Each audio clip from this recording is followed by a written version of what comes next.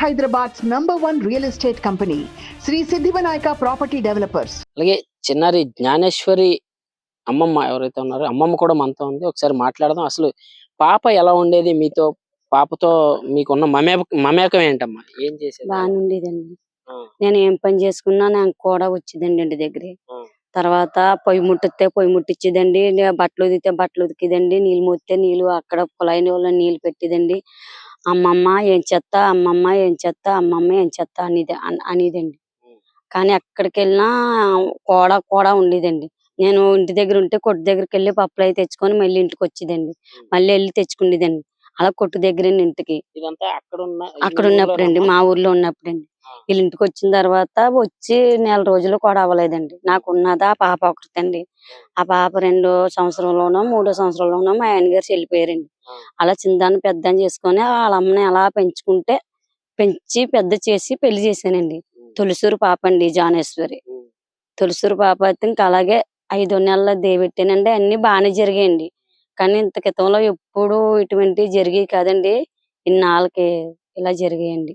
అయితే మీకున్నది ఒకే ఒక్క పాప. ఒక పాప అండి. మీకున్న పిల్లలు ఒకే ఒక్క పాప.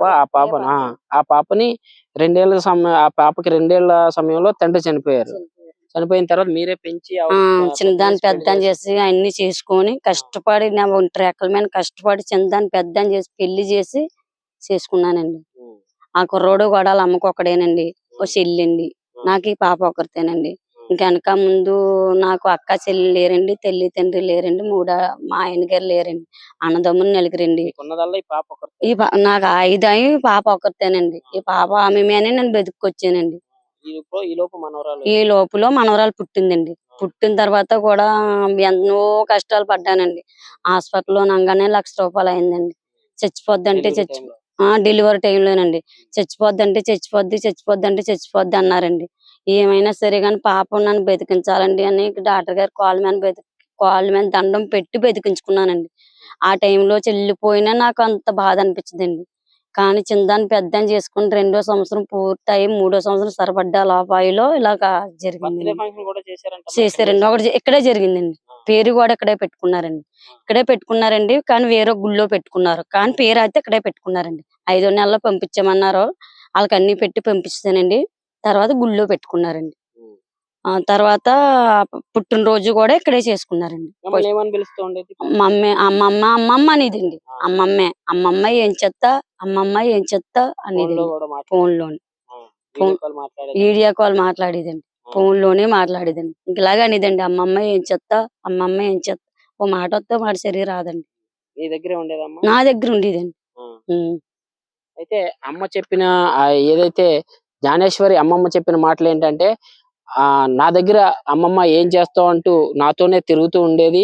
అయితే ఈ 12 రోజుల నుంచి నాకు లేని బాధ అయితే ప్రత్యేకంగా కనిపిస్తుందని కూడా చెప్తుంది. అంటే మేము తను పుట్టే సమయంలో చాలా ఇబ్బందులు పడ్డాం.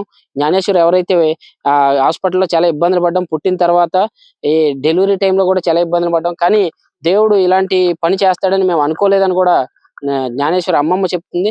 అమ్మ, మీరు దేవునికి ప్రజలకు ఏమని చెప్తారు? అంటే పాప ఎక్కడున్నా సరే తిరిగి ఎక్కడున్నా రావాలని కోరికండి.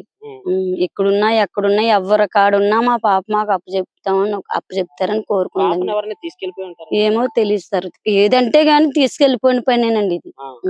ఏదన్నా పెట్టుకుపోతే ఆనబాలు దొరుకుతుందండి, చెల్లిపోయినా ఆనబాలు దొరుకుతుందండి. కానీ అటువంటి జరిగిన పనులు కాదండి. ఇవి కావాలని ఎవరో తీసిపోయిన పనే తీసుకెళ్లిపోయారండి. పాప ఎక్కడున్నా మా పాపను మాకు అప్పచెప్తున్నాము అని కోరుకుంటున్నాం. ఇది ఎవరైతే అమ్మమ్మ చెప్పిన మాటలైతే మనం విన్నాం.